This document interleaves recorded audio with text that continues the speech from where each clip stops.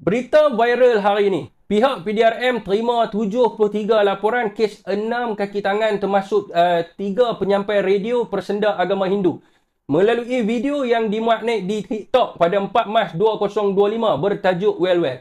Saudara, bagi saya lah, ini pendapat peribadi saya, maaf orang India, bagi saya ni kesilapan yang kecil saja. Sebab bukan semua rakyat Malaysia tahu pun Well Well tu adalah laungan agama ataupun tak. Saya pun baru tahu hari ni lepas kes ni viral. Jadi, saudara dan saudari, saya cuma ingatlah satu penulisan daripada Karl Marx yang bertajuk Critique of Hegel's Philosophy of Right yang dikeluarkan pada tahun 1844. Secara ringkasnya, Marx ni, dia berpendapat mengatakan isu agama ni akan mengalihkan perhatian masyarakat dari realiti penindasan yang mereka alami di dunia yang nyata. Jadi rakyat perlu faham kenapa kes ini dapat liputan yang meluas dan sengaja diviralkan hari-hari. Benda mudah saja kalau mereka ni salah. Siasat lepas tu dakwah lah. Tak perlulah sampai 3-4 hari nak bincang secara terbuka. Ini dinamakan sebagai mengalih perhatian masyarakat daripada isu utama yang sepatutnya dibincangkan berkenaan dengan isu beras, beras putih tempatan sampai hari ni kita tak tahu lepas ke mana, harga barang, kerajaan gagal, dan benda ni semua tidak lagi menjadi fokus utama rakyat kerana rakyat sudah kecanduan